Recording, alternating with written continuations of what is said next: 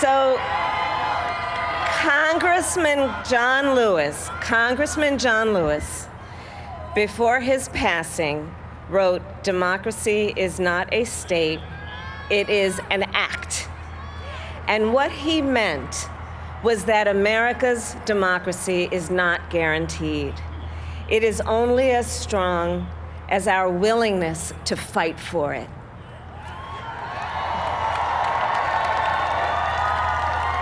To guard it and never take it for granted. And protecting our democracy takes struggle, it takes sacrifice, but there is joy in it, and there is progress, because we, the people, have the power to build a better future.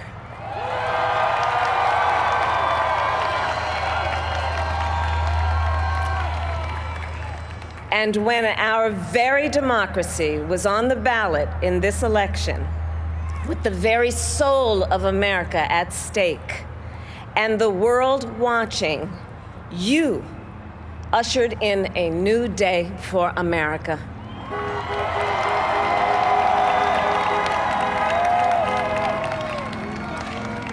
To our campaign staff and volunteers, this extraordinary team, thank you for bringing more people than ever before into the democratic process.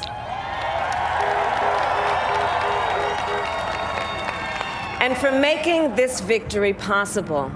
To the poll workers and election officials across our country who have worked tirelessly to make sure every vote is counted, our nation owes you a debt of gratitude.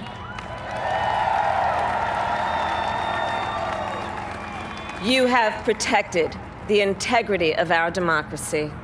And to the American people who make up our beautiful country, thank you for turning out in record numbers to make your voices heard.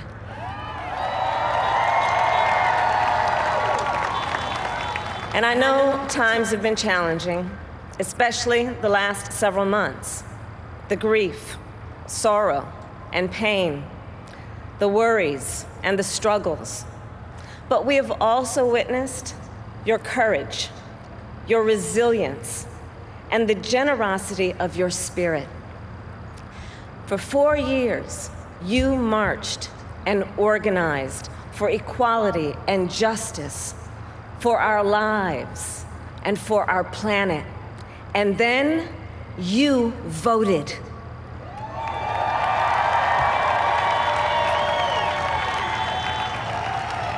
And you delivered a clear message. You chose hope and unity, decency, science, and yes, truth.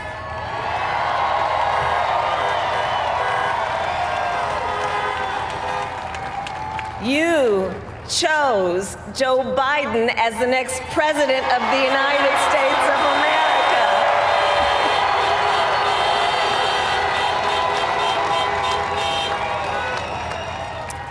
And Joe is a healer, a uniter, a tested and steady hand, a person whose own experience of loss gives him a sense of purpose that will help us as a nation reclaim our own sense of purpose.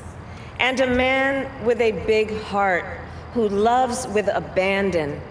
It's his love for Jill, who will be an incredible First Lady.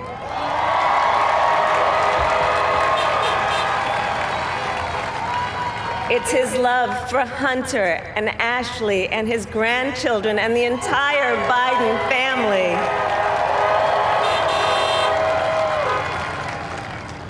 And while I first knew Joe as vice president, I really got to know him as the father who loved Bo, my dear friend who we remember here today.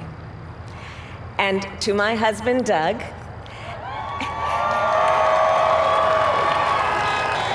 and our children, Cole and Ella, and my sister Maya, and our whole family, I love you all more than I can ever express.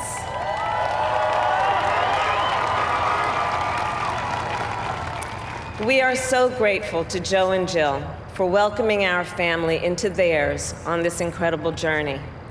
And to the woman most responsible for my presence here today, my mother, Kamala Harris, who is always in our hearts.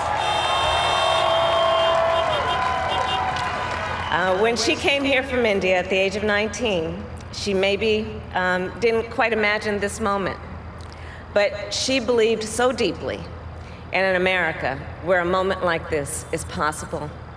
And so I am thinking about her and about the generations of women, Black women,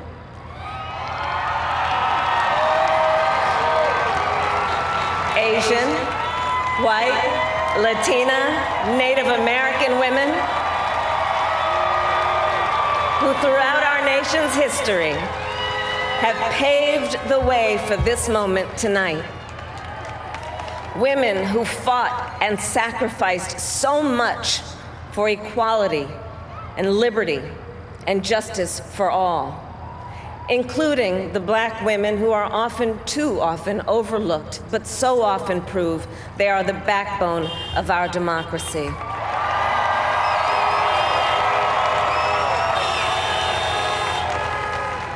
All the women who have worked to secure and protect the right to vote for over a century, 100 years ago with the 19th Amendment, 55 years ago with the Voting Rights Act, and now in 2020 with a new generation of women in our country who cast their ballots and continued the fight for their fundamental right to vote and be heard.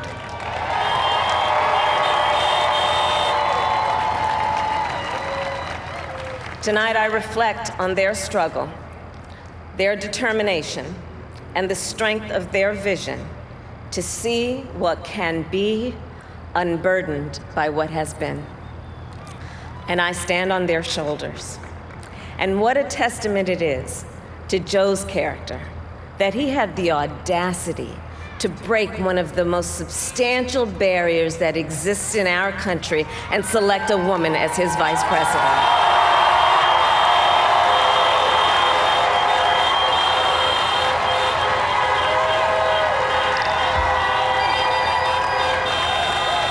But while I may be the first woman in this office, I will not be the last.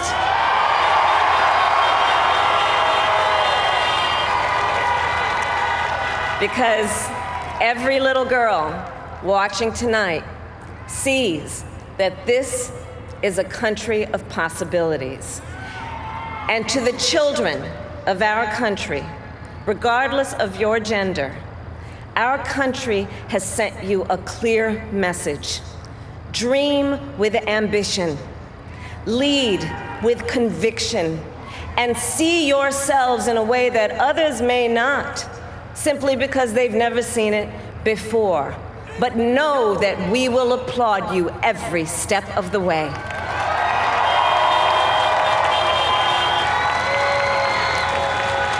And to the American people, no matter who you voted for, I will strive to be a vice president, like Joe was to President Obama, loyal, honest, and prepared, waking up every day thinking of you and your family. Because now is when the real work begins, the hard work, the necessary work, the good work, the essential work to save lives and beat this epidemic, to rebuild our economy so it works for working people, to root out systemic racism in our justice system and society, to combat the climate crisis, to unite our country and heal the soul of our nation.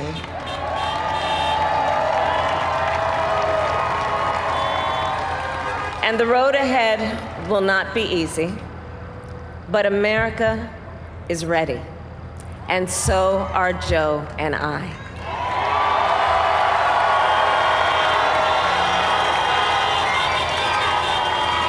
We have elected a president who represents the best in us, a leader the world will respect and our children will look up to, a commander-in-chief who will respect our troops and keep our country safe, and a president for all Americans.